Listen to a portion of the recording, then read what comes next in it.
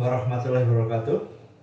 Alhamdulillah, segala puja dan puji kita panjatkan kehadirat Allah SWT yang telah menganugerahkan kepada kita semua kesehatan lahir dan batin serta rezeki yang selalu tercurah kepada kita semua.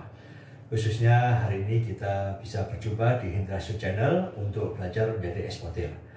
Salam dan salawat kita haturkan kepada junjungan Nabi besar Muhammad SAW yang telah memberikan kepada kita semua suri teladan terbaik, khususnya di dalam perdagangan. Semoga kita bisa mengikuti apa yang telah dicontohkan hingga akhir zaman nanti, insya Allah.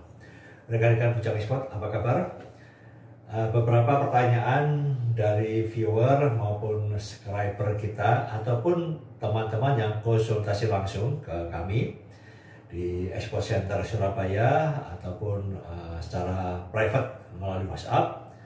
Salah satunya adalah bertanya tentang sertifikat, ya, sertifikat. Jadi sering ditanyakan, Pak, apakah trader itu perlu membuat sertifikat? Apakah produsen juga perlu sertifikat? Dan sertifikatnya apa saja? Nah, ini sebenarnya pertanyaan yang sulit untuk dijawab. Karena apa? Karena sertifikat itu luas sekali yang harus kita breakdown satu persatu fungsi dan kegunaannya. Jadi coba hari ini akan saya breakdown tentang sertifikat, ya. Nanti apakah trader membutuhkan atau tidak dan lain sebagainya, ya. Khususnya untuk teman-teman trader sehingga Anda tidak perlu bingung lagi yang terkait dengan sertifikat. Nah, sertifikat ini coba kita breakdown, ya. Dari karakter sertifikat satu, ya, tentang sertifikat, ya. Sertifikat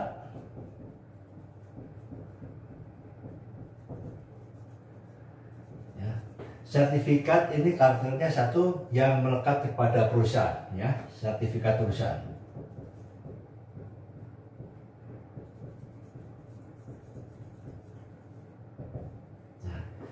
Apa saja yang melekat pada perusahaan ini biasanya terkait dengan proses pengolahannya. Misalkan, ya, HACCP, ya, GMP, ya, GMP, Global Manufacturing Practice, HACCP atau biasanya disebut HACCP, ya, Hazard Analysis Critical Control Point. Ya, ada juga sertifikat seperti SKP untuk dunia perikanan dan kelautan, ya, sertifikasi kelayakan pengolahan. Ada lagi SVLK, sistem verifikasi legalitas kelestarian, ya. Kalau dulu singkatannya sistem verifikasi legalitas kayu, sekarang sudah diganti dari kelestarian. Nah, ini sertifikat-sertifikat ini yang melekat kepada perusahaan, ya. Artinya ini ada jangka waktu tertentu.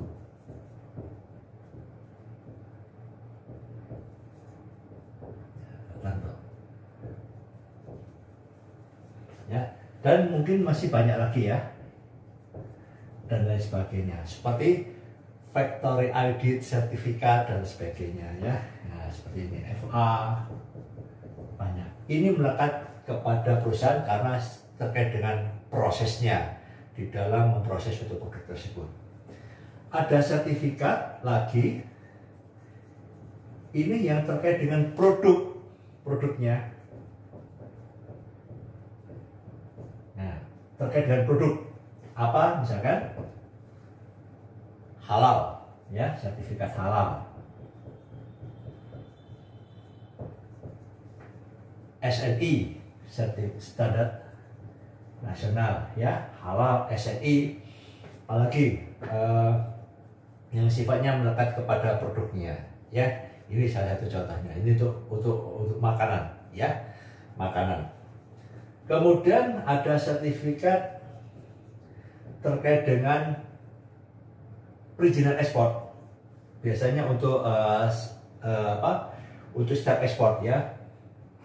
Untuk pengiriman barang,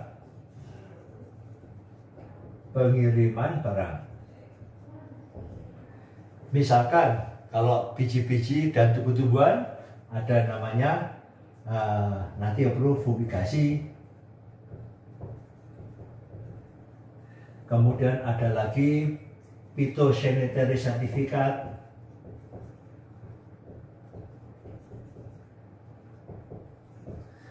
Apalagi legal ya, ini untuk furniture ya.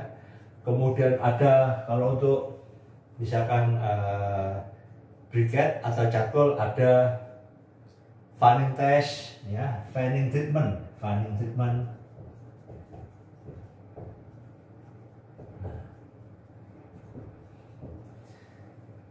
Health of Certificate ya, HC untuk makanan, juga termasuk untuk perikanan ya, karena untuk dunia perikanan Health of Certificate-nya itu penerbitnya dari KKP. Kalau untuk makanan itu dari BPOM ya, Health of Certificate, FSC, Free Sale of Certificate. Nah, yang ketiga ini biasanya hanya digunakan kalau ketika melakukan proses pengiriman barang. Kenapa? Kalau tidak dilampiri hal seperti ini, bisa jadi masuk ke negara tujuan itu bisa jadi bermasalah atau tidak bisa diterima, karena ini ada yang standar internasional, ada kesepakatan antara kedua negara atau multilateral yang harus menggunakan misalkan phytosanitary certificate, Health of Certificate dan lain sebagainya. Misalkan kalau Anda kirim makanan dalam kapasitas yang banyak, nah Anda wajib membuat Health of Certificate supaya nanti ketika masuk di sana barang Anda bisa rilis kargo dengan aman. Nah di sini ya, jadi ada tiga ini hal yang terkait dengan sertifikat. Nah, sertifikat mana yang Anda tanyakan? Nah ini yang penting ya. Jadi setiap produk tentu mempunyai sertifikat masing-masing ya.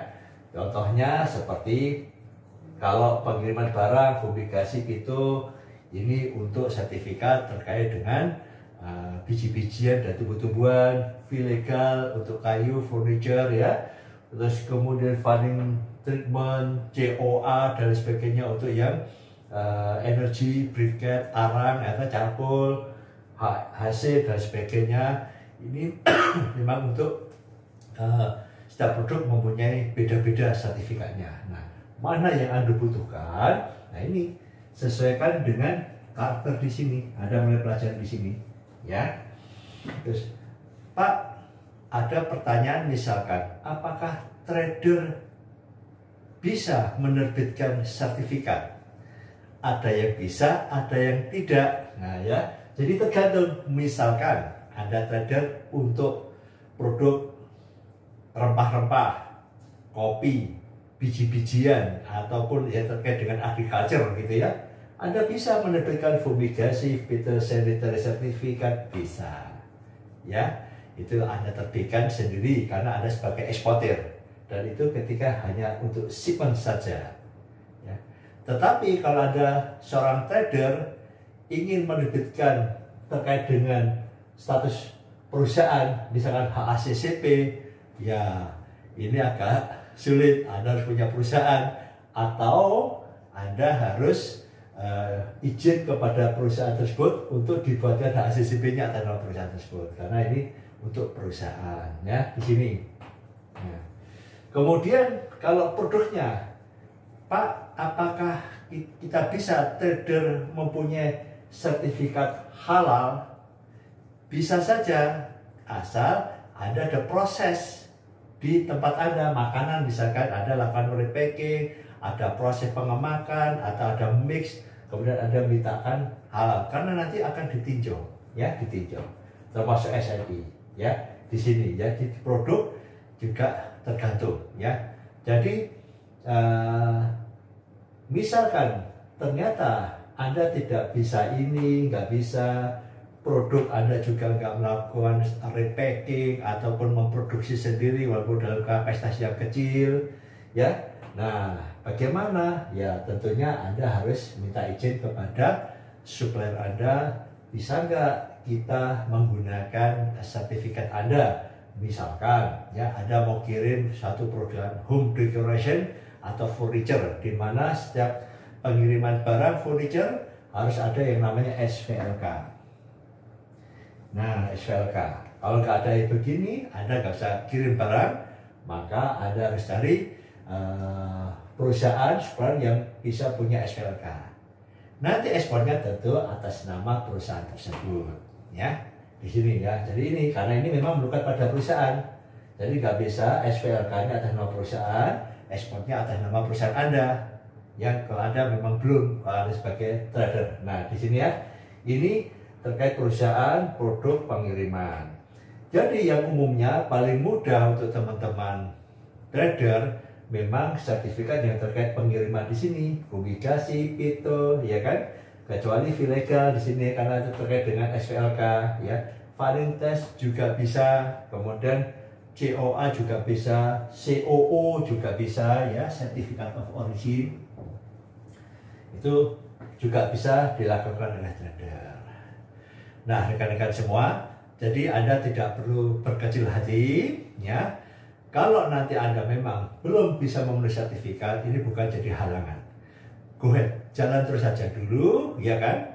Nanti misalkan sambil berjalan, Anda pasti produknya, Anda mau mempersiapkan, oh saya harus punya sertifikat ini untuk pengiriman. Tapi kalau saat ini belum bisa, Anda juga harus mencari istilahnya undername yang bisa mensupport pengiriman barang Anda.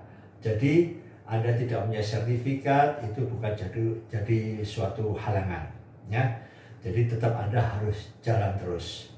Nah, ini rekan-rekan semua ya, yang terkait dengan sertifikat ini coba saya breakdown seperti ini. Semoga Anda paham, dan kapan Anda membutuhkan sertifikat itu sesuaikan dengan karakter sertifikat ini, melekat pada mana, ya. Dan Anda harus memahami bahwa produk saya membutuhkan sertifikat, ya. Tidak hanya untuk pengiriman besar sekarang ini, untuk sampel pun Anda harus sudah mempersiapkan. Contohnya, misalkan Anda kirim produk-produk agriculture, komoditi, ya. Ini kirim 1 kilo pun harus ada phytosanitary certificate. Nah, ini Anda juga bisa urus karena semua online, dan nanti juga ada di karantina untuk ada proses pitonya juga, ya. Misalkan ada lagi MSDS ini sebetulnya melekat pada perusahaan, ya. Nah, ini biasanya untuk produk-produk yang diolah, makanan-makanan diolah atau barang-barang yang diproses di pabrik, itu membutuhkan MSDS, Material Safety Data Sheet. Jadi ini pun nanti dibutuhkan ketika Anda mau kirim sampel briket, kopi bubuk, kopi sangrai, ini biasanya diminta MSDS. Kalau briket yang diminta ada MSDS sama SHT, ya, SHT, ya. Nih, SHT. Nah, jadi ini rekan-rekan semua, jadi ini yang coba kita breakdown seperti ini, semoga Anda paham sehingga Anda tidak ragu-ragu lagi, Pak sertifikatnya apa, Pak sertifikatnya apa. Nah, ini ya, jadi Anda pelajari dulu sertifikat apa yang dibutuhkan untuk produk Anda dan perusahaan Anda. Semoga yang sedikit ini bisa memberikan pencerahan kepada Anda, insight baru kepada Anda semua, dan Anda tetap bisa menjalankan bisnis ekspor dengan lancar. Subhanakallahumma wa bihamdika asyhadu an la ilaha illa anta astaghfiruka wa atubu ilaik. Wassalamualaikum warahmatullahi wabarakatuh.